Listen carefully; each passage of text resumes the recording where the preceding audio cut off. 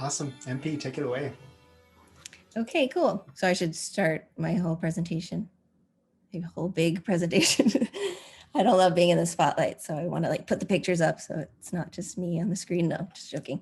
I'm MP Marie-Pierre. I live on the Coast Salish territories, also known as Vancouver, British Columbia, Canada. And as you'll see when I share my screen, which is not ready yet, we also work in East Africa. Sorry. Okay. Oops. Here we go. Okay. Is that good? Okay. It's a bit, my internet is not great these days. I'm not sure why, because I live in a city but hopefully just let me know if it's like really slow. But so our organization is called Refarmers, and growing food is a tool we use to change the world. And what we actually do on the ground is that we establish small scale farms and gardens that demonstrate regenerative agriculture and food growing to support local communities. Oh yeah, I should. So we have projects in East Africa and also in East Vancouver. And my MOKR is about actually, I want to try to figure out more funding streams or something to, basically we've been starting a food forest project here in East Vancouver. And this is a picture of my traffic circle garden, which I've had for 5 years.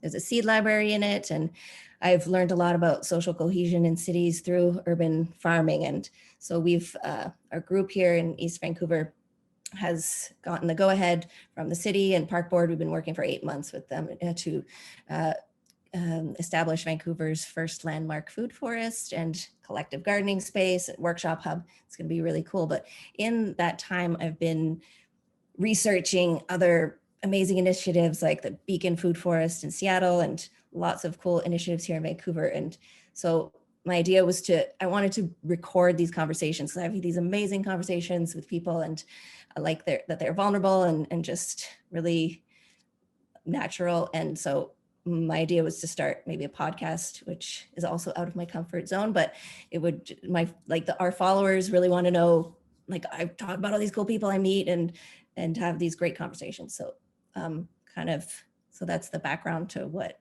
the kind of next, the new project I kind of want to start, because I'm having these conversations anyway. So these are some of the things I have been doing in Vancouver, and there's really small initiatives that we've had here, like pop bottle gardens, and I've been doing video workshops. And so these are the kind of things that are going to go on in the Vancouver Urban Food Forest. We call it VUF. And there's going to be lots of other people. And we have an Indigenous lens as well on this project. And so inviting lots of urban Indigenous folks. And we're still kind of in the concept phase because we just officially got approved. So, and also this is the project that we got started with Abundant Earth Foundation. It's called Tiny Gardens. We haven't yet launched our website, but it's kind of almost ready, and we're partnering with other amazing organizations. So yeah, Hannah and I, we did a video for it with kids making these burlap sack gardens. So that's something I'm really passionate about, which I learned in Kampala and Nairobi. In the slums there, they make entire gardens out of burlap sacks, not just, you might have seen container gardening, but using sacks, but this is actually growing food vertically all around the sack. And you can grow like 2 broccolis and 2 cabbages, lots of chard and herbs all in one sack. And you can get them for free in cities. So like at our local coffee roaster, we can get them for free here. So it's really easy to do. And these are sacks that I grew last year. Is it like moving along with what I'm saying? Okay. These are the potatoes that I grew this year out of the sack. So you can grow all kinds of veggies, and the sacks biodegrade really quickly too. So you can't really use them over and over again, but there's ways to kind of transfer for next year. That's my guerrilla garden that I guerrilla gardened this whole area. Nobody really cares, and they kind of like it. And that's an idea that we would like to continue with. When we have our space, we're going to just like guerrilla plant all kinds of Indigenous, bushes and stuff around. And our seed library, which I started this year, actually at the beginning of the pandemic, because I wanted to connect with my neighborhood. I had lots of seeds, and I didn't think it was going to take off like this. And the Vancouver Sun did a story about it, and it just got a lot of people were coming from all over the city to visit this tiny little box. I ended up getting lots of seed donations and all kinds of stuff. I'm gonna go faster maybe because I'm afraid not to have time. But, so last year was our first year as the East Africa Permaculture Project. Refarmers was actually only registered this year in January. So last year we went to Africa with, I took my permaculture course on Salt Spring Island here, just a small island off the coast of Vancouver. And part of the course was to go to Africa. And my teacher had been working there for 30 years. That was 3 years ago.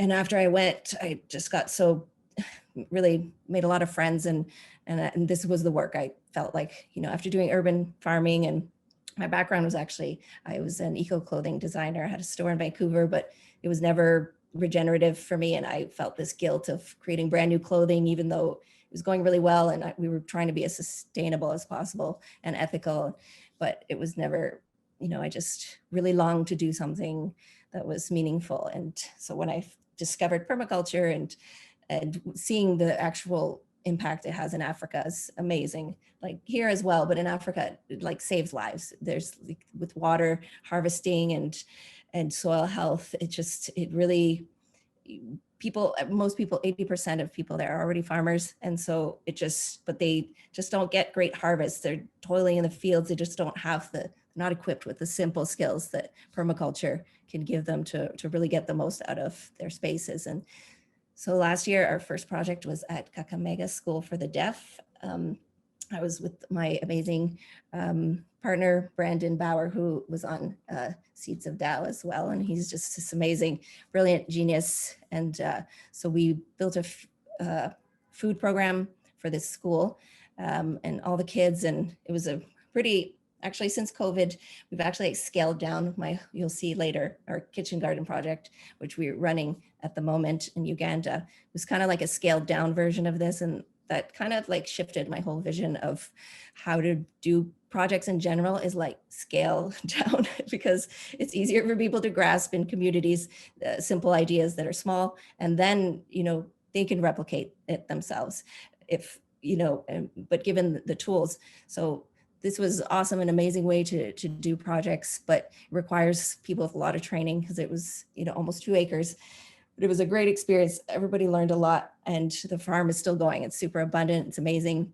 But I feel like giving people tools on a smaller scale is just makes it easier to kind of be really successful. So anyway, hopefully you guys know about permaculture.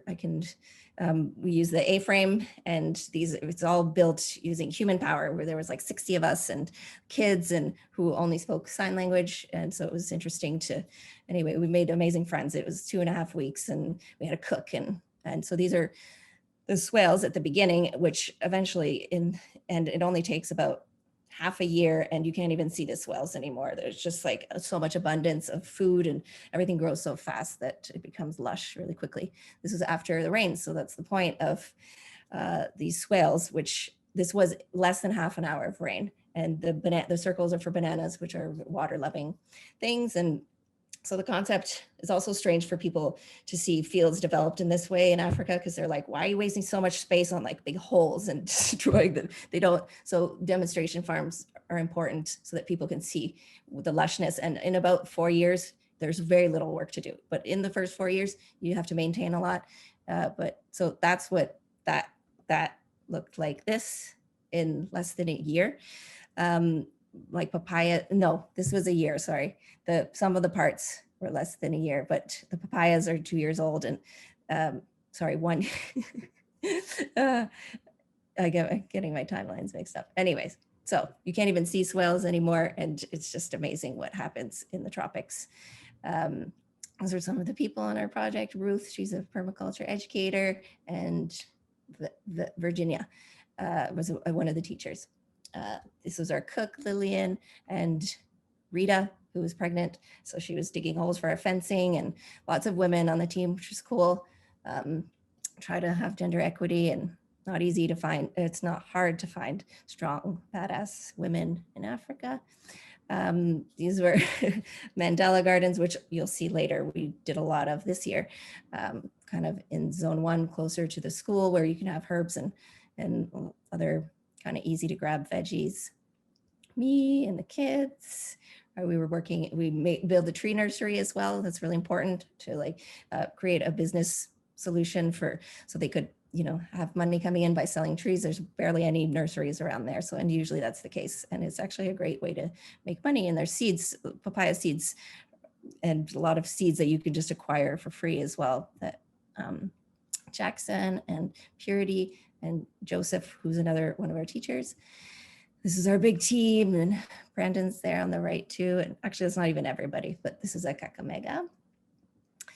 We did another project 2.5 weeks later in Uganda at Dream Farm, and that was an NGO which also needed a demonstration farm because their deforestation is incredible due to people needing firewood for cooking, and there's no reforestation, and there's no proper use of land and management, and also for animals. And so Dream Farm, it was a place who they use do holistic land management and stuff with their cattle. So, but they needed a way to really show the farmers around there how to use their land. And we had the kids from the local school come one day. They walked a whole kilometer, and this poor little kid, and the wheelchair didn't have proper wheels, and they pushed him the whole way. And they came and worked with us for 2 days. And then we went to their school and installed a smaller food forest as well. And that's all going well too. They weren't in school for a long time, but that's Brandon laying out the trees. And on the right there, Joseph's talking about grafting. Actually, he's giving like a mini little workshop about grafting. And the girls digging swales. That was after a rain, and that's at the school. Oh, and these kids on the right were to direct the water from the road into the system. We're making speed bumps, and so they're all like tamping down the speed bump with their feet. Okay, so this is the main event, because this is the project we've been running since May, called the Grandmother's Kitchen Garden Project, which was a direct response of COVID-19. Our project manager lived in his community, and they were on lockdown. They couldn't go anywhere. He was on that project, those projects that you saw from last year, 2019. That was his first time experiencing permaculture, and he wanted to learn more. We became really good friends after these projects as well. We went and visited other initiatives in Uganda together, and we became really good friends. He's a visionary, and we really wanted to work together.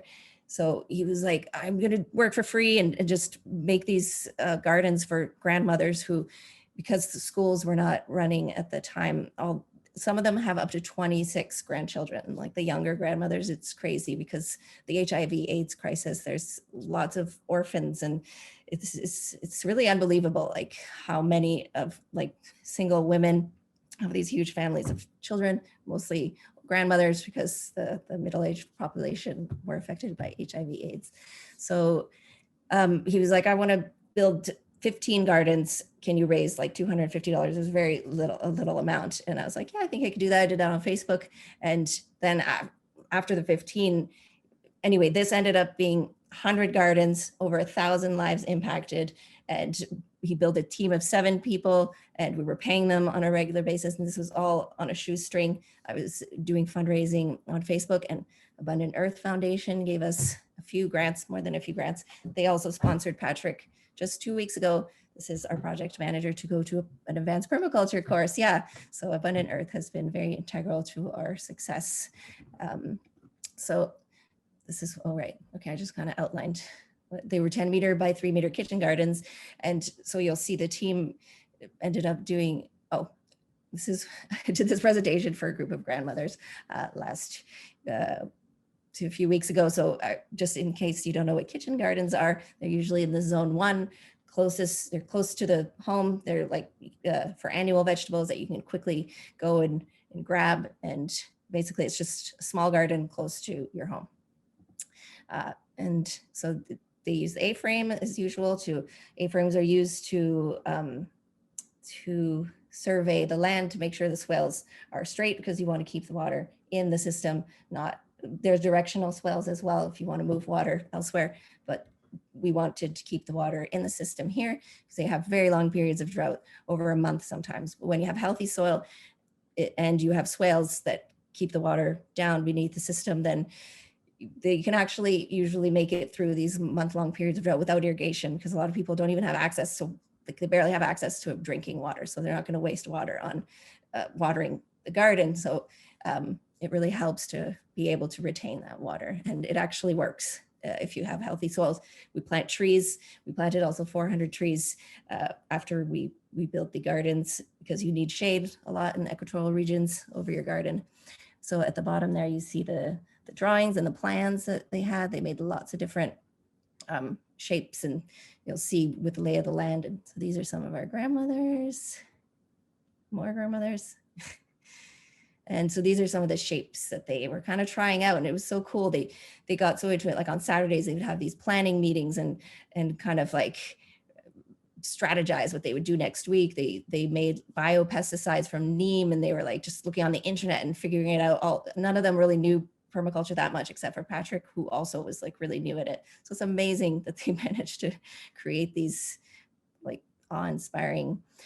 Did the Mandela garden a lot, the keyhole as well, or there they use the center for banana trees a lot, because you can dig it deep and collect water. Or keyhole gardens have also been used for compost in the center. They also thought of really indigenous ideas, which a lot of the grandmothers and a lot of people in Africa have been disempowered by international organizations who don't consult communities about projects, and they just go in and, you know, they know more, so they just, but actually the grandmothers had all these great ideas, and a lot of them would use these plants. On the right, you see the really thorny bushes, and we didn't have enough money to build fencing, which is something that's kind of really necessary, but the most expensive thing for building gardens. So they would just stack these thorny, you know, branches around the garden, and that was enough to deter most animals, like for a night, because they'd be there every day. But like chickens could still get in, but most animals were pretty kept out pretty well by there was lots of cool ideas like that they had. Oh, our winds, we had, you know, a lot of people don't know how they could help, and Patrick was so good at engaging the community, because it's not always money that's important. And so we had neighbors donating lots of seeds, like the one on top was donated kale seeds. And these are our winds. Okay, on the left is Joanne. She replicated one of the gardens on her own at her grandmother's place. And we had a lot of that happening, is people taking that idea into their own hands, because it's a small idea, it's doable, and replicating it without having to consult us. Like with our other projects last year, we found a lot of people would ask a lot of questions. They weren't really self-driven, self-motivated to just do this stuff on their own and use trial and error. But these guys were empowered from the beginning, because they were consulted on the whole project to try things out. On the bottom, some of the grandmothers even started selling their veggies, and that was so the granny on the bottom. And the guys had their outfits made with the Refarmers printed on the back, and we thought that was really cool. They're our superheroes. Planted 400 fruit trees. Is there a picture of the one lady? Oh, I can't see because oh no, there's this, oh yeah, this one lady that they had these baskets that we ended up using a lot, so that the goats and stuff don't come and eat seedlings, because their animals are very free range. They just walk around. Nobody puts their animals really behind fencing, so the cows and animals are just walking around, so they'll eat these seedlings. So this is a great idea to protect the animals. Oh, and this is it. That's it. If you want to find out more, our website, and you can contact me through the Slack channel at Seeds of Dow and stuff. And I probably didn't say everything I wanted to say, but yeah, maybe you guys have questions, or Josh, you can let me know what the next Yes. part is. This was an amazing presentation. Thank you. Thanks. And I pretty much just had a smile glued to my face, because this is so awesome, the work that you've been doing. Thank you. I never get to see it enough. I know we talk about it quite often, but I don't get to see it on that level nearly like I should. So thank you for sharing. What we'll do now is we have your MOKR. And if you want to get that document up and share your screen for that, let's go over your mission, your objective, your key results, and let's talk about how we can help you out there. And that we're going to start the mastermind side of things now, where we can, because you're building this podcast now, and that's what the Smoker is all about, to help bring awareness and get people, donors, to help you do more of this amazing work, right? Yeah, exactly. Oops, that's this part. Friend raising. I was going to call it friend raising. We had this conversation in one of the other MOKR, somebody else's MOKR meetup, and Ray was like, you should do a podcast. But I am really an advocate of friend raising, which is if you're trying to fundraise, or even with my project, trying to get people on board, is just like getting to know them. And I'm generally really interested in people's stories. And so just listening. And so that's what my kind of research has been all about, is friend raising.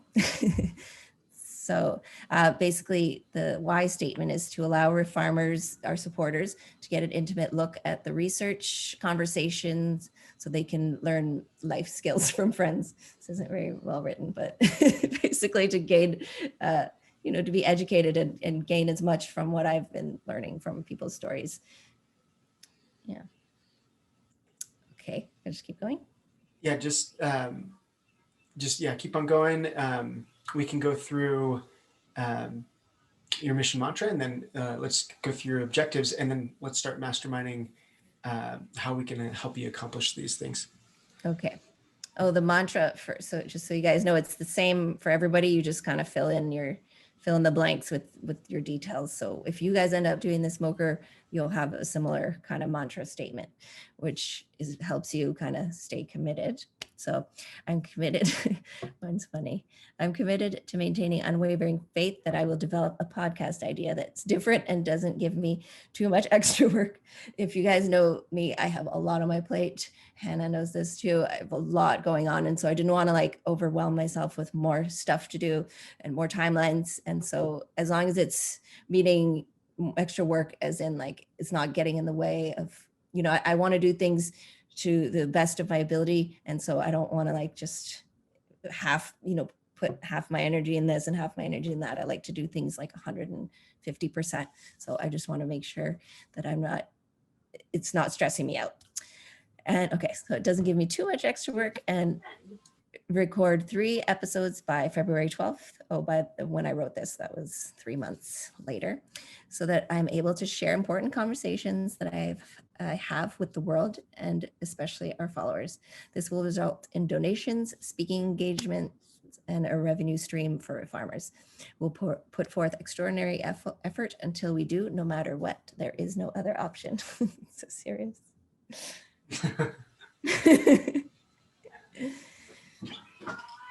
And your objectives. Okay, so the objectives are, Josh helped me figure these out. So if you guys ever want to do it yourselves, he's really good at helping with the objectives.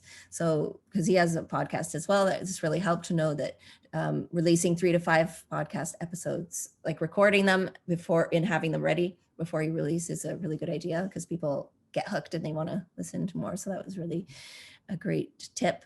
And then the first month, okay, so right, wait, how does this work? In the third quarter, I'll release 3 to 5 podcast episodes, and then schedule more guests for the first month. Oh, right, 1-page speaking engagement. Hopefully that's one of the objectives. Hopefully it gets me some speaking engagements.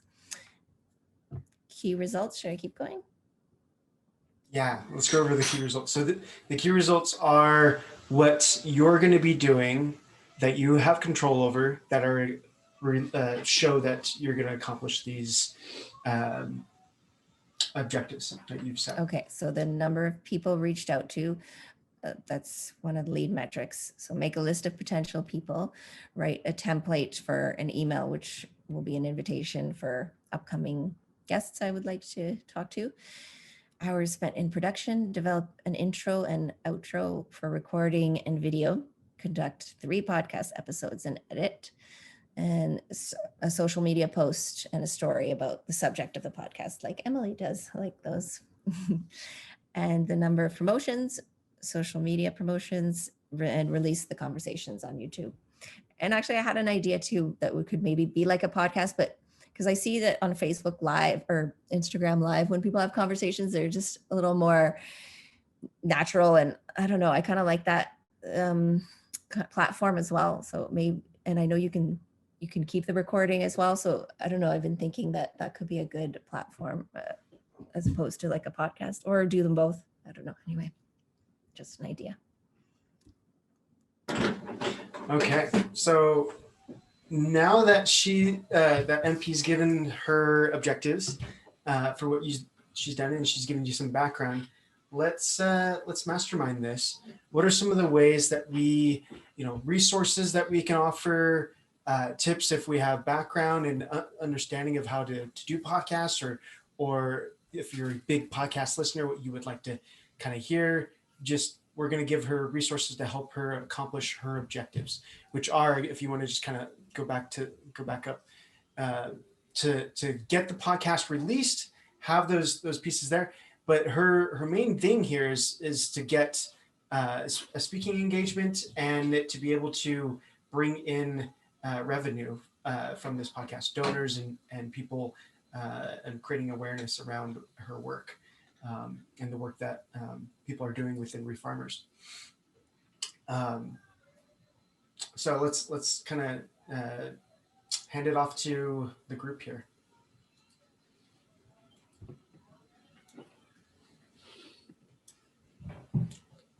And Pete, why don't you take off your screen share, and we'll chat here. Well, I've got lots of thoughts to share. Congratulations. I mean, I've been working with you for several months, and I just learned stuff and saw new pictures and stuff that I was very impressed with. And I actually didn't know you had the goal of a podcast. So, that's awesome, because yeah, that's something I've been doing. I mean, yeah, I started Architects of the Future even before COVID, playing with the idea, and then got some interviews, wanted to do the interviews in a certain order, waited for that person, did all this thing, built up my first 6 episodes, and now I haven't touched it in several months. Haven't done my intro, my outro, so okay. Yeah. I would recommend, trying to just schedule in time each week to just to send you the podcast time when I'm working on it, or whatever, all the steps to do it. And that even once you have those first ones recorded, it's an ongoing thing. It's like I recorded them and then I stopped. That's what I'm worried about. And that the idea I like when I'm having conversations with people that it's not like that rehearsed, or I don't know, it's so natural. And so my idea, which I actually did with Luis, who was my first friend, he's an amazing indigenous Mexican farmer, and he's amazing. And I just recorded it, and I wanted to just ask him later, can I just release this and not do anything to it, and just be really real and vulnerable, and not even maybe have an intro, but that's why I'm calling it podcast. But I kind of like the idea of just a conversation. If people want to listen, and cool, if to the whole thing or not, I don't, I just want to release it raw. I don't know, because there's so much podcast. There's so much out there. And so, the more real it is, the better. But you can also decide maybe it's just once a month for now, is your goal, and just have that one conversation. Maybe you have a couple of them, but you choose one, or you can release more, but not putting too much pressure on yourself. I don't know if you've seen it. I also did something like that called A Cup of Tea with Christoph Capra. And we need to do more. But it's let's just sit here and have a cup of tea and chat, And I like that. That's true. Yeah. It's like that. Yeah. And I like your idea of doing the Facebook Live and stuff, or something like that. I've also been trying to play with ideas like that around maybe even having people kind of call or chat in or something. But you definitely want to get more comfortable with yourself and more confident first, because doing it live makes it even more nerve-wracking. I know. I don't, that's why when I'm just having a conversation, I don't think about it. Like when I was talking to Lewis, I do not obviously he's speaking that much, but when it's not about me, I'm less I had to talk about my own stuff the whole time. But if, and I find it very natural, and that's why I kind of want to just that's how I would be comfortable doing it, like having a podcast and setting it, like, you know, how Josh, you do it. Like, I just don't see myself, like, how do I invent something new? Basically not a podcast. Like, I just called it that, but how about something that doesn't exist yet? And It's do you know what? I think just your personality, like you've been on our podcast twice, and our last one that we did is actually the best ranked one right now, cool. actually. So with Adam Brock. So we did kind of a conversation style, and that was just, it inspired really, me. really worked well for you, right? You're very natural, just having a conversation about stuff that you're passionate about. And if you're doing that, even if it's a little bit more structured in the sense that you guys know that you're recording and whatnot, you naturally went to a place of just having a conversation when you were talking about something that you were passionate about. And that just like when you got into your presentation right now and you were sharing your work, I was just excited about the things that you're doing, right? And it was really fun to see. And when you have someone on the other side of that conversation that's doing the work with you, which that's what I imagine that you're creating here, that seems really real and vulnerable, and it seems like you. And there may be even someone that's doing a similar format in podcasting. There's so much out there that's very similar, but because it's you and you're authentic, it's going to resonate, especially with your donors and possible donors, right? But the thing you missed out on telling everybody was that he didn't tell me I was going to be on a podcast that day. He was just like, hey, can you join in on this conversation like that morning? And I was like, yeah, I can fit it in. And then I called and he's like, okay, I'm going to start recording. Like, I had no idea. And had I known, I would have been like, I get nervous. I just don't love like public speaking. So, but because and actually halfway through it started kind of getting nervous, like, oh, because I don't know what, I start thinking about what I'm saying. But at the beginning, like I had no time to prepare that nervousness. So it was great for that. But anyway, the more I do it, I'll get better at public speaking. I just have to do it. And there's a lot of like exercises, and I wanted to suggest that even for today, of just to take a moment to ground yourself first and breathe, and just, you were fluttered. And so to just and be like, hey, we're here, we're friends, we're here to, enjoy this with you.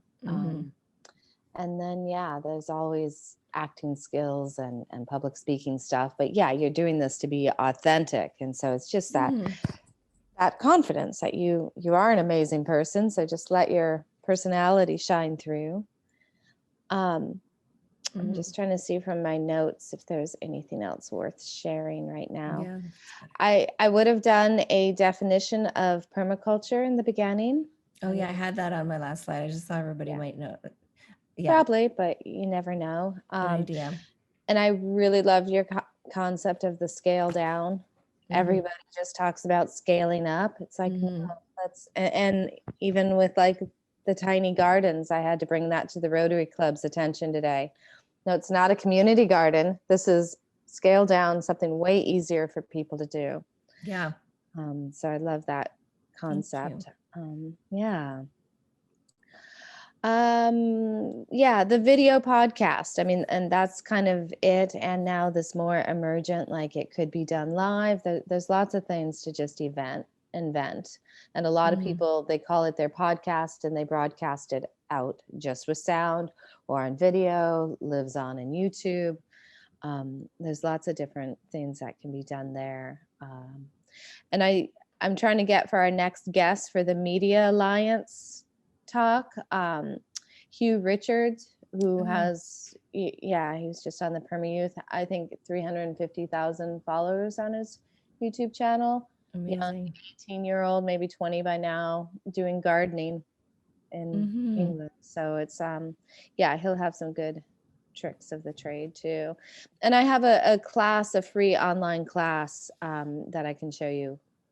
I couldn't find right now, but I'll share that with you later for podcasts. That kind of helps with lots of different aspects to it. That would be so great. But great job. And I think this is something that could really be developed, and I'd be happy, if you ever want to co-host or somebody else, that'd be fun to do with you too. So Yeah, I liked that idea, that group conversation. Like, I feel like Mhm. when it's not about me and I get to expose somebody else's story and talk about them, that's where like I can shine, because I ask great questions, and I don't know, I'm really genuinely interested, and I don't mind asking like kind of uncomfortable questions, but not like, because I really want to know certain things, or yeah, I probably ask stupid questions. People need to see that. People need to see people being like real humans. Everything you see is so, yeah, like cut up so that you never see people like being, I mean, yeah, like I'm notorious for saying the wrong thing. You're gonna see that. But I think that's unique. So I So I was was just just going going to to throw throw in, in, Josh, mute yourself. Thank you. I was just going to throw in that just like the act of putting it down in the beginning is probably going to be the hardest part. And that doesn't, that doesn't have to be scripted, right? Like you were talking about, like it's just going to be a conversation. So even if it's literally like a Zoom call that you're just like, record, like Mhm. at least you have it down, even if it comes down to like, what am I going to do? Am I going to add an intro? Like all that stuff can get figured out down the line as long as you have it recorded. You know what I mean? Whether that's a phone call or a Zoom call or however you want to record it. Just focusing on getting those conversations in. What worst case scenario is like, oh man, I totally botched that one. I'm not going to use that one. I'm going to go talk to someone else and maybe I'll use that one. You know what I mean? Like it's not super committal, especially in the beginning. Like doing a live would be way more pressure. Oh, that's true. So like, I don't know. I would suggest just in the beginning, like getting some people that you're already friends with, not like new people, just like, look, I'm going to record this and I may totally screw this up, but they'll be more forgiving. Like, oh, that didn't end up as a podcast. Like I was her practice run. You know what I mean? Just like to get the wiggles out is like the whole thing. I did years of speech and debate in high school. And my first year, I was terrible. Like I would get so many butterflies and all this stuff. And by the last year, I was just like making a fool of myself on stage because I was so confident. It's like, it's cool. They think it's funny.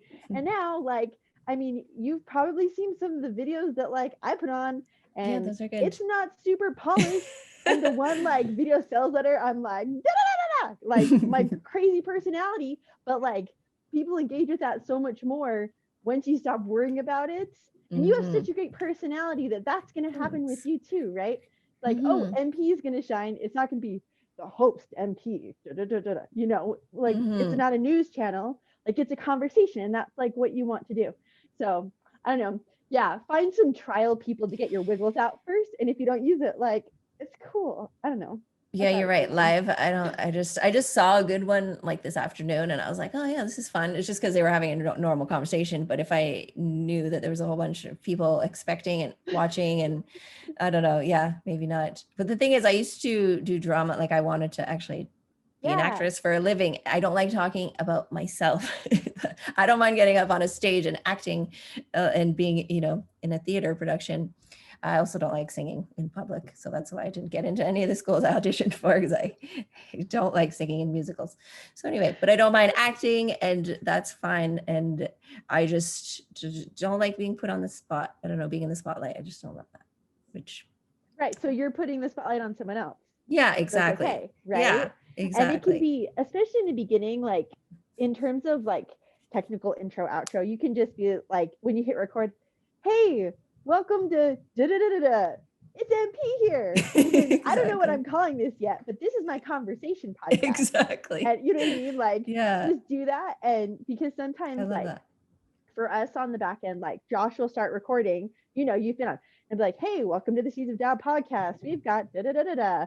And he always has a can question in the beginning just to get things started. And you don't have to do that. You can just go into a conversation, but you can also have something in your pocket. Because sometimes, because I've only done 2 episodes. 2, so it was really new for me. And I was like, oh yeah, Josh has a can question. So Matt, what got you up this morning? Just because I had something in my pocket, because I got really talking with my first one isn't too bad, but the second one with Matt Powers, like I was really nervous. I'm like, I don't want to mess this up. This guy has a podcast. This guy is like legit. And I'm just like, hey, my husband does the podcast. I can do that too. You know what I mean? But it That's like so totally cute. helped to have something like just a backup and then just keep it, I don't know, keep it chill. Yeah, exactly. It's To true. break In the ice. case you blink. I don't know. But you're lucky. He talks up a storm, so you probably Yeah, didn't that have was to no say problem. much. That was no problem. Yeah, sometimes you just have to lead them in the right direction. Yeah, it is totally okay to botch your first one. Like, Mhm. it's totally okay. Is anybody else? I had a couple thoughts just from what we were talking about here, but would love to open it up for Carrie, Jeff, and Nicole and Anita who haven't had a chance to chime in here. Yeah, I'd like to share a little bit about, kind of my perspective, which is that when it comes to listening to podcasts, I really love when the interviewer doesn't kind of riff off on their own. So I think I would like your podcast because it sounds like you keep saying you want the other person to be in the podcast. You don't want it to be about you, but it sounds like your authenticity and your desire to let the other person like tell their things would really work for me personally, because I really love when someone like asks that potent question or does that lead in that sends this person to share about like their genius and their kind of cutting edge parts of themselves. And I think that's often what makes a podcast stand out, is that the interviewer is asking about the kind of niche that the person is like an expert in, or something really, really brand new that they figured out that then that catches on fire and that gets sent out. Another thing that I've seen really work is a kind of development process where you first talk to the people and you get them to tell their genius story, and you send that to your friends and you say, can you just listen to this? And I'd say in the beginning, at least keep it short, like 45 minutes is a long time for people to listen. So you could even do like 20, 25 minutes, like just while you're out on a walk, will you listen to this recording and give me feedback? It's for this podcast I'm developing. And then you start kind of getting your friends in on it. You get, share it with someone that doesn't know me, so that they won't have a biased kind of attitude. And it just starts to organically like unfurl and emerge out further and further into the community. And then that kind of solves your problem of the early year or the first growing season, where you're just finding your feet and you're getting the feedback about what works and what doesn't work from people. And you can ask them, you can say, tell me what worked, tell me what didn't work, tell me what I could do that you would love. And then just kind of grow it out and let it, be organic.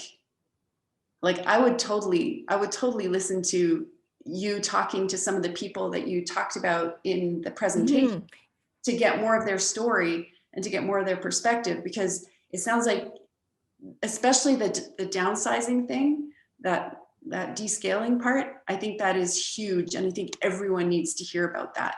Totally. Because there's so many people who are like, oh, I didn't get a plot in the community garden. It's like, how big's your yard? Like, what can we do with that? How big's your porch? Like what's the closest green space to your house that we could do something with and guerrilla away? Or the closest coffee roaster where you could get a sack. You could do it on concrete. Exactly. My brother lives in Revelstoke. He's a roaster. He has sacks. Amazing. So, yeah, that's such a good point. But even saying that, actually, I really like podcasts that have like different snippets of, I shared that Future Ecologies podcast, where were we? Oh, on Hannah's ocean. Anyway, it was about kelp worlds, and they have like lots of different stories, snippets, and different like musical sections too. And it's less like, it's not a giant long interview, but that requires more work. But I like that idea of like hearing people's perspectives, but you were mainly talking about, like giving me feedback. But from that, I got the idea that it'd be cool to like ask a similar question to like many different people, and then put those like snippets of different conversations in one too. Like a collage of like the same question being answered by lots of different people from different cultural groups, and like, who knows, there's lots of ideas. That was really great feedback. Thank you. I love that, Nicole. Just to kind of riff off that as well. And I know this is kind of the thought that you're thinking of, MP, as well, of really just engaging with your community that you already have and sharing the story. Like if you were to just be able to share that story on a really multifaceted way of, okay, you have Brandon over here that's worked with you. You have I forget some of the other names, but I know Brandon, right? And so you get Brandon, you get some of the other people in Africa, you get people that you're working with, like you mentioned. I know you've worked with this indigenous gardener. I'm not sure if that was Lori. Yeah. Lori, and all these people that you've talked with. You do one episode, like just say you do one with Brandon, and you do what Nicole said. You give it just to your community to listen to, and you say, oh, what do you guys think about this? What are some of the things that come to your mind when we're talking in this conversation? And we talked about this, just you and I. The best podcasts that I've been able to produce, and I'm not by no means a rock star in this field. Like I'm just learning myself. I've been doing it for a year. That's all the experience I have, right? And but the best ones that I've had is when I'm so curious about them, that we get to the conversation that is like we're having, that they would only say that to their sister or sibling or their mom, and you start having those conversations. And if you were to have, I mean, you're already so close to these people that you're already having those questions. And then you only share like you share it originally before release or something. This is just a thought. You share only with your community, and you say, what kind of other conversations can we have? And I would like to have a conversation with you next. You let them listen to the last conversation that you had, and it kind of riffed off of it and do what Nicole was saying. And then you just kind of build episodes that way. It's keeping it simple, silly, right? That KISS acronym, do something simple. You don't have to cut and sew, especially when it's hard to learn all those things. Exactly. Like it's really, really difficult to do those things, but you could have these really raw interviews that are so deep and so authentic that are sharing the greater story of what you're doing. And what you're really looking to do is gain greater awareness of your work and to bring people into that work, right? And so if you're able to do that, I would say you would have donors lining up in that type of situation where they can, it's almost full visibility of what you're doing, essentially. Exactly. Right? It's so transparent. It's like, and then you can have these friend raising moments where someone gives you an idea of like, and then you can riff off of it, right? Oh, let's maybe make that a project. And it can almost be like this organic way of creating new projects and bringing people into new projects and getting donors for new projects and sharing your work, right? I don't know, that's just some of the stuff that's coming to mind. Yeah, especially sorry. Yeah, go ahead, MP. I was going to say, especially there's like two different aspects or facets of what you could do, because there's the people we currently work with, like in Africa. I could have amazing conversations with all those people, and like Ruth, especially, she's like hilarious. The educator, she had permaculture on her shirt. She talks so much, and she's so funny, and she's really passionate about permaculture, but she also like is a fashion designer, and like anyway, I feel like for people who do support our projects already to like see, I find my relationship like as the executive director of Refarmers, and I hope even as a great big organization one day, well, we're keeping it scaled down, but if we get bigger, I still going to maintain a close relationship with the people like in the fields, because that's so important for me that is unique. Usually, people are surprised sometimes, like donors, or that I know people by name. I know how many kids they have and brothers and sisters, like I know them well. And that is a great look into like the integrity of the organization, because we're not just, so I think that too, having interviews with people in Africa would be a whole different idea that would like kind of retain donors. Maybe once we have like a lot of people investing, or they'd want to be really interested because they're part of the Refarmily, and then they want to hear from all the Refarmers. So that could be another cool idea too, and give the opportunity to those guys in Africa like to be on the podcast, because they're not necessarily always invited to speak, and regular people, and they're not like, that's one thing I want to do too, is not always have experts. Experts are really interesting too, if you want to hear about specific, bokashi composting or whatever, but that's what I talked about with Lewis at some point. So the last guy, but having regular people, like folks in my neighborhood, and just because like even the guy who owns the convenience store here is so cool. And he's such a community builder. And I'm like, I want to like expose his story. He's so cool. He has this tiny convenience store, and I don't know what he's doing here, but everybody in the neighborhood knows him by name, and he's just such a community builder. And like, they have a huge garden too. So I'm like, oh, I want to talk to him. But anyway, so many ideas for this. One of the main things that's coming up a lot in our efforts to help the projects get ready for donors or investors is just, the power of the story. And that's part of why we're also doing the media kind of talks or whatever, little workshops. And that came up with a big meeting with a big investor today. He's like, it's all about the story. And that's why he makes a lot of the donations he does, is because of how people are conveying the stories. And when I was first starting the Weaver Network, asking especially people in Africa, like, what do you need help with most? It wasn't always just money. A lot of times it was help sharing their story, help trying to get it out. And so,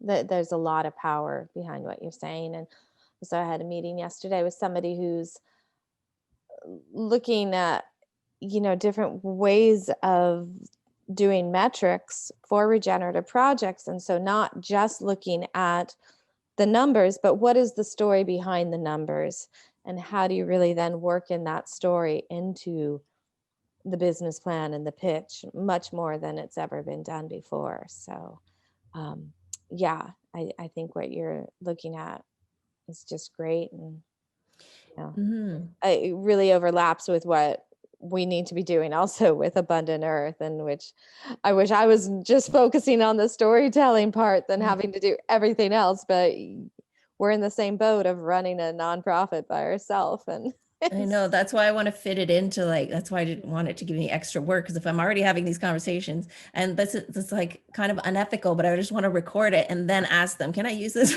But I'm like, I don't know how, can you just do that? Like, can I just record it and then later be like, hey, can I use this for my series? Like, that's just, I don't know, because I feel like if you're in Utah. You don't actually have to disclose that you're. Maybe we should get a Utah phone number. But I still do. That's so funny. Oh my God, that's hilarious. Yeah, you're talking with friends though, right? Well, the Lewis guy that I just talked to, I didn't know him, and I had it pre-recording. I actually forgot that I did that on purpose so that I didn't have to ask him. And then while we were talking, I was like, oh yeah, I'm recording. Is that okay? He was like, yeah, no problem. But then we had an amazing conversation that I would like to use it. I think that was like really good for the first conversation. But now I'm like shy to be like, could I use this? But I have to get to know him better. He's going to come work on our project, guaranteed. So I'll just save it. But I mean, if there was a way to kind of do that, because like I said, and Josh, you're right, not everybody gets like uncomfortable when they know they're kind of being recorded as part of a podcast. But I think just having a genuine conversation with nobody else around and just you and that other person is different than, when you know that it's going to be live streamed or streamed, so I don't know, but yeah, who knows? Go ahead, Anita. Oh. Almost there. There we there go. I am. Okay, so so I'm just thinking while you're saying all of this, because you're just talking about podcasts, and I say, well, I have nothing to say about that because I don't really listening to podcasts, and part of that is because I'm a very visual person. And so, I will want to take a little break and go, okay, let me give myself just a little nice treat here before I get up from work, and I will go to YouTube and look for something short. And I'm thinking that it would even be possible, and somebody else could help with this. You wouldn't have to do it yourself, to be able to put these wonderful kind of pictures together with pieces of the podcast to make these short kind of little videos, which is another way of pulling people in. And you can certainly have the invitation there, to be able to listen to an entire podcast, for instance, and to just be able to use what you're doing in a number of different kind of ways, that might appeal more to someone like myself. Mm-hmm. Yeah, like you can, Josh, do you do that? You record the video of it too, and do you release that? We record everything. We try to record some of the stuff that we do. So having enough content is always a thing, right? And reusing and repurposing your content, especially in marketing, is a very useful strategy. And so if you are having these conversations, make sure that there's ways, and you might not be skilled enough in the beginning. And like, I'm not skilled enough to do a bunch of cut and sew really quickly in my video editing skills. And for me and that's Emily, that's been doing our video editing. And even still, like, we're not really quick at it yet, right? To be able to push out a lot of content, right? But if you keep the content, like we still have the content, we still have ideas that we want to do with the content. So what Anita is saying is, like, you could very much do that. You don't have to do it right now. And what I would almost do, because I was told this by Pat Flynn, actually, and who I took his course with, and he's a really famous podcaster. And I went through his course, and then he does his Q&A sessions every week. And so I asked him, oh, should I start with video? And should I start with, I wanted to start with video, recording, YouTube, and I wanted to start with several platforms, live streaming, and all these different pieces to it. And he's like, whoa, do you know what?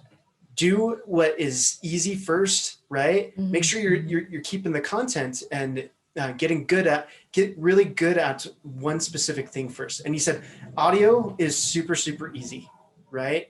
You don't need to know a lot, essentially. You can get really nitty gritty into the audio technician side of things, but you don't need to, right? You just need maybe have a decent microphone and work with it and have your intro, outro. In fact, we don't even do a canned intro and outro. We do a unique intro and outro every single episode, because I don't even know if I want to keep that intro or outro and I'm starting to get an idea of the intro and outro that I want to keep, because I do a new one every single time. And so do what you can with what you have where you're at, essentially. Mm-hmm. Keep the other stuff. As you get better, you can start to repurpose your content. Like we do a podcast and a blog post every single time, but it's pretty much on the same topic, same content. And we do a seed of the week now. So we didn't do that from the very beginning. It started with just audio, right? And now we're doing a video that we're doing alongside it. We do the blog post. We do several other things now that we've gotten our steam, right? So start off, and like that's what you wanted to do in the beginning. Yeah. You don't want to make it super stressful for you. Yeah. And then start to scale up as you get better. Mm-hmm. Yeah, video. I mean, I just like it. Yeah. Mm-hmm. Well, I wasn't necessarily thinking, I mean, if somebody's there, it's possible just to take a video and then just to use the audio. But right? I like that idea with the photos, like doing like a montage of photos. Like that's cool. People, even it's old school, but I like it. And I think people like what I just did. I don't know, the photos evoke a lot of, Right. And for some of us, it's the main thing, especially, as I start to lose a little hearing and so on. I don't really want to just be listening. Having the visual is really, really supportive. Mm-hmm. And you had such great pictures there. Thanks. Yeah, iPhone 11. That's fine. I took great pictures. I bought it just for that. The kitchen garden photos were actually from our project manager's phone, so they're not as great, but I did a little collage. But that's my next, when I go there, when I can go, I'm going to get them a good phone or some camera that they can actually take great pictures with too. The flip side of that too is like Eckert, or not, someone else. What's his name from Kiss the Ground? He has his podcast, but he's only releasing it on YouTube. Oh, cool. Right. And he might start releasing it other places. And I had a chat with him and he said that he would eventually, but he specifically just does a live stream. I'm not even quite sure because I haven't looked at his podcast recently. Is it just because he's trying to get the amount of followers you need to like make money from YouTube? Like, isn't there a way that they give you money if you have like millions? I'm not of followers? sure, but he was very specific in like he's starting out in one channel and then kind of growing. But it's the same strategy, just a different way, right? I started out with just voice. He's going with just one channel and focusing and moving out that way. So it's start with what you know and what you can do. Yeah, the idea was just to get these conversations out because I called it my Vancouver Food Justice Tour. I was going around also meeting all these people in community gardens, all these amazing initiatives. And when I told the story on Facebook in our posts, people did say like, I would love to talk to that person or hear more. I want to hear more. And like, that's where I got the ideas. People actually felt inspired from these stories. So yeah. Just like how to get those out there. As people, it really does, it plants a seed, and that's the whole point, is to get people to act on, making the planet a better place. So something that comes to mind is just, and this is from my integral film studies and some other courses that I've been working on, is just really seeing the camera and how the computer and the voice, all of it is just like another friend in the room. Like really use it to connect and really to like think about that fun, energetic exchange that we can have even through Zoom. And, to, especially if you're starting to feel nervous, just be like, yeah, no, this is, so anyways. I know that comes naturally to you, but I don't know. It's just one of those part of my personality. No, it doesn't come naturally. That's what I'm saying. Like but it's something I think about, and I try to like cast that energy aura of like, hey, let's, and so that's why I wanted to comment that to you, is that might be something that could be helpful to, and just be like, hey, this is just fun and just hanging out with my friends, and the camera's one of them. So, hey. Yeah, it could be. Yeah. Use it to my advantage. I've tried a lot of things. It just doesn't show, but it's okay. I just need to like speak, like do these presentation type. Thanks for listening, everybody. If I did one of these every day, I would be, the camera would become my friend. It doesn't come natural for a lot of us. It doesn't come natural for me. I've done it a lot. I actually have it. I have a habit that I have to speak in front of a mic or a video camera once a day for 30 minutes. That's cool. And so that's been my habit for over 2 years now, right? And so it's been something. Sometimes I don't do it that well. And sometimes it's me showing up to a GRC and giving my introduction, and I say that's my time. That's smart. Today, but just like making sure that I'm getting out there and speaking. I want to make sure that, and now I speak way too much because Jeff and Carrie haven't had a chance to chat here and give their perspectives as well. But yeah, that's another thing. It's just making the habit and getting yourself out there enough that you feel comfortable in an uncomfortable situation. You're stretching yourself and you're playing the edge, right? That permaculture principle. Carrie, Jeff, you unmuted. I'd love to hear. Sure. First of all, Marie-Pierre, I think you did a really, really great job and very comfortable and natural. Oh, thank you. And so your concerns, the only reason I know that you're nervous about it is because you say it. Oh, and thanks. So self-talk, watch your self-talk. So, not to tell yourself that you don't do this well, but you actually do this well. And that's feedback from people like us. Okay, so, cool. But just watch that self-talk. But the thing that I do is I ask, what the present situation is about an upcoming event, like a podcast or something like that. And how do I feel about it? So you might say, well, I'm a little nervous about this and blah, blah, blah. And then the second one would be to ask yourself, what's your worst outcome from this podcast? Totally, lose it or whatever, or people won't be interested or whatever. Just acknowledge that, and then shift to what would be your best outcome from doing this podcast. And then ask yourself then what beliefs and behaviors and also strategies and actions will foster your best outcomes. And just those simple steps really help calm you. And, because you acknowledge your fears, those are very, very real. And you've got some probably self-consciousness or self-awareness. There's something that triggered you to be uncomfortable about doing this stuff in your past, but you acknowledge that, and then you shift to what it is you want to see happen. That's the last thing on your mind, is the things you want to see happen, and then what do you need to do to make that happen? And the practice will make better and better and better and whatnot.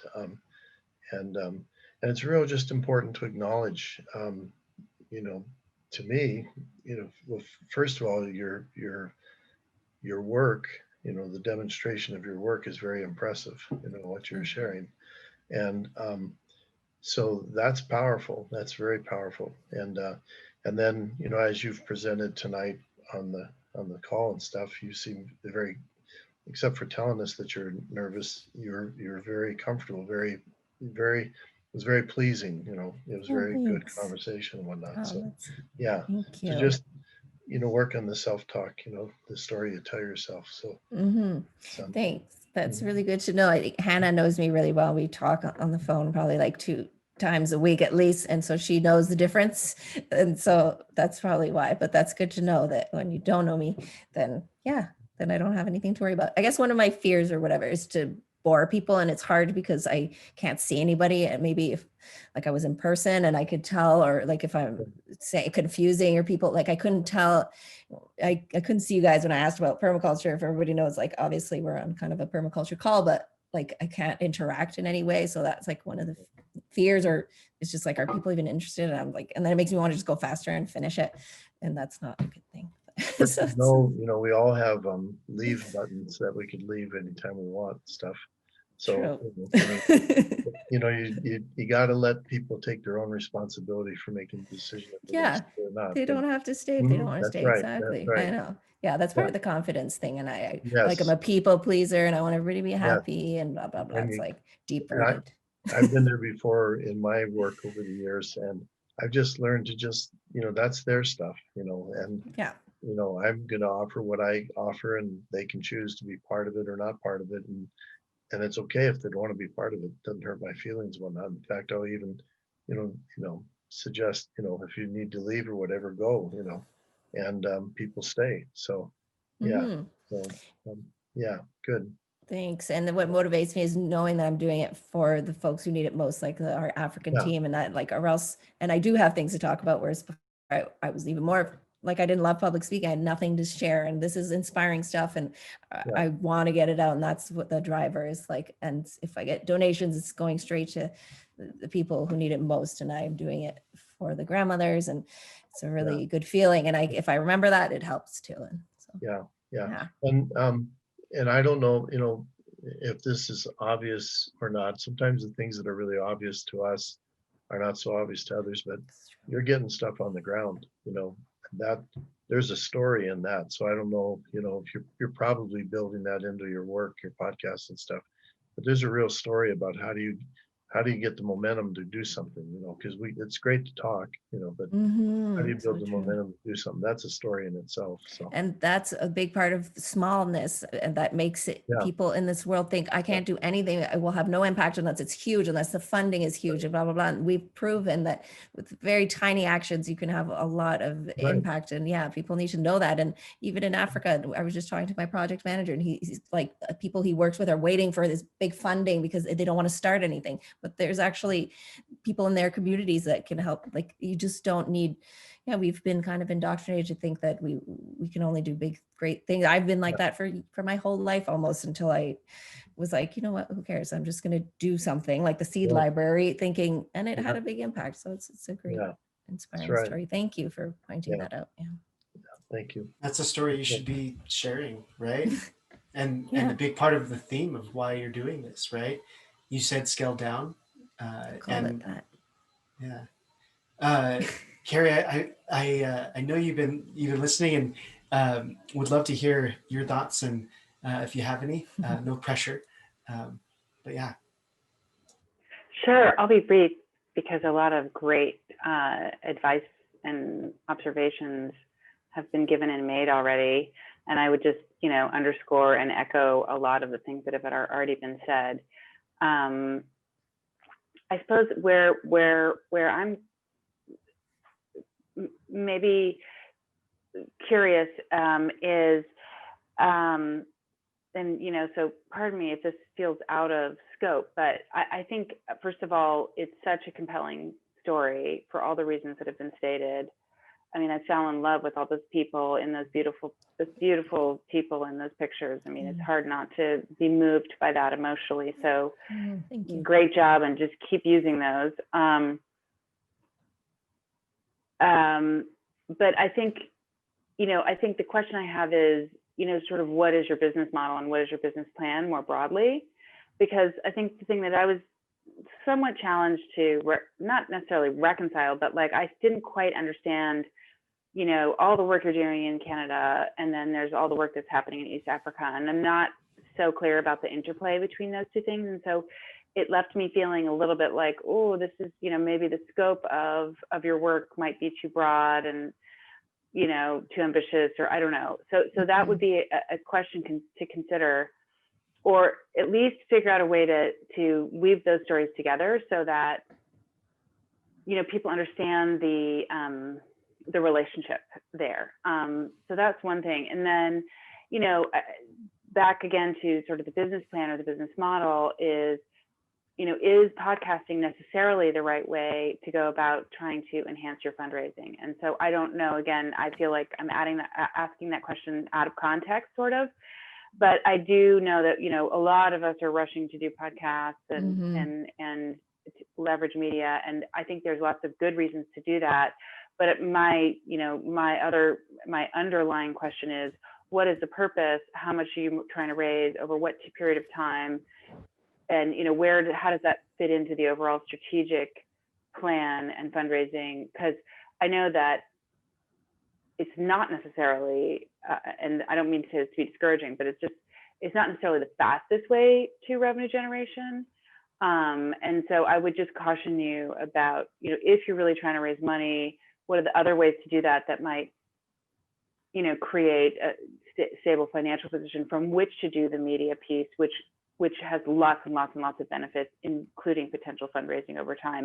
And the last thing I'll say is, what I've noticed with the podcasts that I'm drawn to the most, and the ones that are seem to be the most successful, a lot of them, of course, are getting advertising, which, I don't think too many regenerative podcasts are in that category yet, but they will be.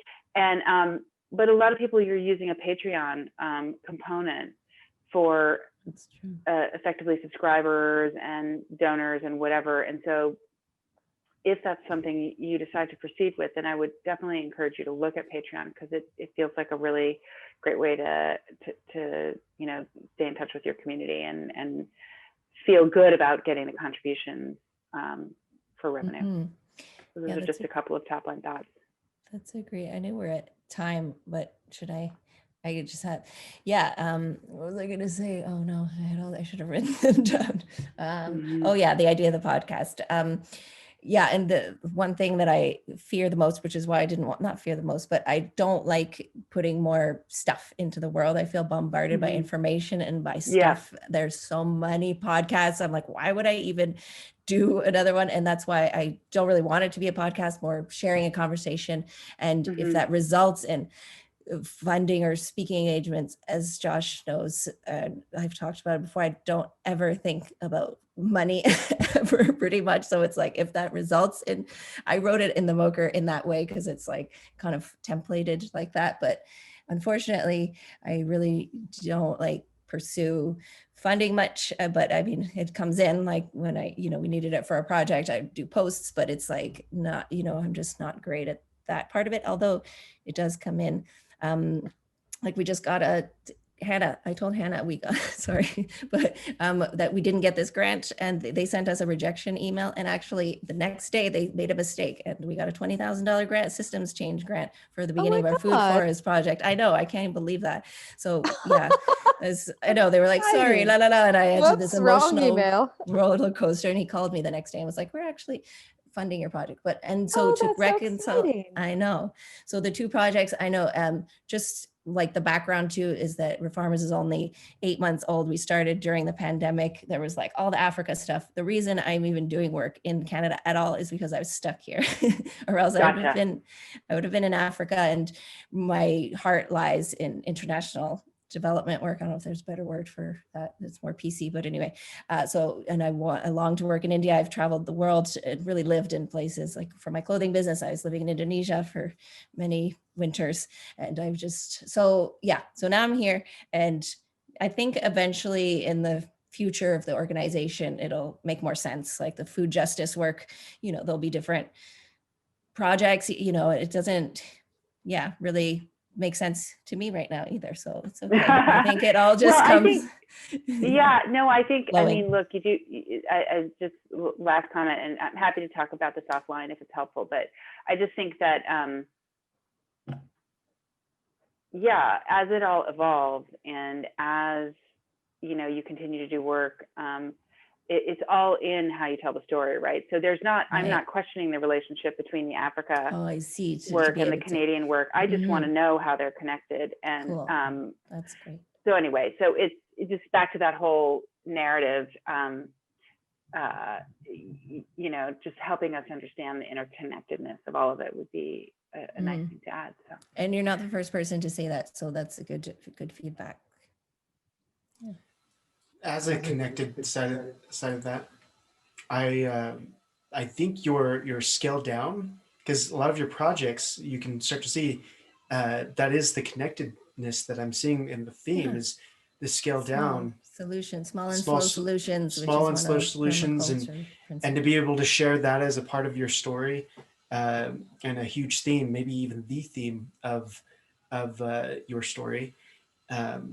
And also doing a little bit of understanding and story work, maybe going through Joseph Campbell's Hero with 1,000 Faces, doing some and more than happy to share some of that understanding as well, and some of the resources involved in that. One of the big ones that has been helpful to me is the book Story Brand. If Donald Miller is the author of that. It's a quick read, but it simplifies. Whatever. Yes. You have it. So maybe we can do, if you don't have a MOKR in one of those off weeks, we can explore that more. We could explore story more, because it's something that comes up so much in our conversation. So we can explore that, because several of the MOKRs have mentioned story. Or if you want to do that for the media thing this next week, I don't have a speaker yet lined up. Oh, yeah. So you're not doing one tomorrow, right, Hannah? Just if you'd like. This week? This coming week? No. Yeah, we're doing it for next week. Okay. Yeah. Not tomorrow. Sign me up. This coming week. Yeah. Oh. So that'd be okay. That'd be great. Yeah, I'll talk to you to see the exact time, because it can be flexible. We are out of time. Yeah. Can I do something real quick? Go ahead. I'm sorry. This happens often. Okay. I'm sorry. I just had to throw this in really quick, because you were talking, we're talking about podcasts and telling stories. And then you were talking about like, and I worry about, pleasing people kind of thing. And so I was just thinking, you have to be careful, because that like worry about pleasing people is your solar plexus chakra, right? And so if you get cut off there, your throat's going to get cut off. Your throat chakra is going to get cut off. So just pay attention, because that like dual energy channel, like with podcasting and all that, you have to make sure that this is really open. So you don't want to get cut off here, so that you can't get that out. Okay. Right. And then vice versa, like our down current is our manifesting current. And so if we're opening up our throat chakra and we're doing this, but we're worried about how it's going to affect other people, we're not actually going to manifest it. We're not going to get it out, even if you're trying to open this up. So just watch for the dichotomy between those. just so that you're living your most, your highest self, but also being able to manifest that podcast and bring it into existence. Because one of those can cut off the other. So just pay attention to it. That's what I'm saying. No, I like that. I can observe that for sure. Okay. Oh man, we had a lot of great stuff here tonight, and Yeah. it seems to be that, and it seems to be what is needed in the moment. If Ray was here, maybe that's why Ray couldn't make it today. Yeah, where's for Ray? the universe? Because he's got so much information and he's on the technical side of things. But it didn't seem like we needed more of the technical because you're wanting to get your voice, out and I mean, he's even created his own course on podcasting. Oh right? yeah, Ray. He can watch this and then we can have a conversation. Yes. Yeah. We'll definitely do that as well. That's his homework. Ray, this is your homework. So it was great to have you, and it's been a long time in the running, right? Yeah. to have you submit your MOKR. If anybody else wants to submit a MOKR, I'm just gonna share my screen real quick. I know that we're over time, but let me get here. So Too bad Nicole left because she seemed like she would have maybe done one. I need to follow up with Nicole. Oh, okay. But I know because she's in the funding side Can of you things. put the link to it again in the chat? To Can you do MOKR? a link to the MOKR Yeah. thing again? Yeah. Yeah, let me I've do got that it real somewhere, quick. but I don't know where. You guys are seeing screen now, right? Yeah. Yep. Okay, I'll get this one, copy it here. And put this in chat. Again, now I can't find my chat.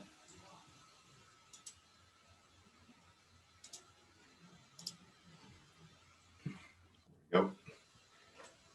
Yeah, so you can submit your MOKR using this sample MOKR document. And I won't go through everything in here, but I will let you know that there's kind of a step-by-step way to submit it.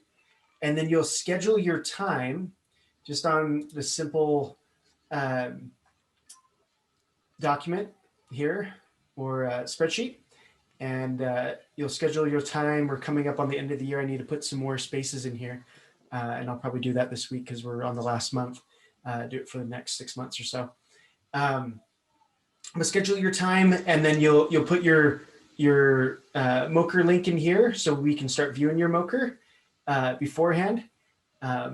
And yeah, we'll do the same thing. I do want to mention just a couple last things for the kind of community building side of things. On our website, if you just go to the main site, this is what we're doing. We're trying to build an incubator program. You're actually in an alpha test of our incubator program. And we are building a community of people that are building livelihoods and doing the action work to make that happen.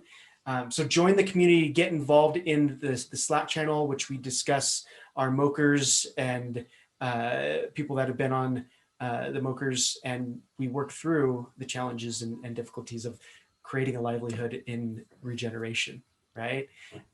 So you can go to our website, fill out this information, and get access to, we have a small course that helps you to get started, even setting up a goal that relates to setting up your MOKR. And you can get involved in the Slack community, receive our emails for the podcasts, which we share the stories of those that are doing regenerative work and how they're creating their livelihoods. That's why we have MP on there. That's why we need to have Hannah on there. We just haven't yet. And we need to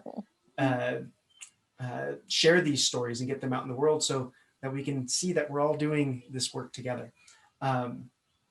We do have the MOKR masterminds. They are weekly. Come join us just to have these conversations, even if you're not going to present, right? So we can give this wonderful feedback to MP, to anybody else that's coming to the masterminds.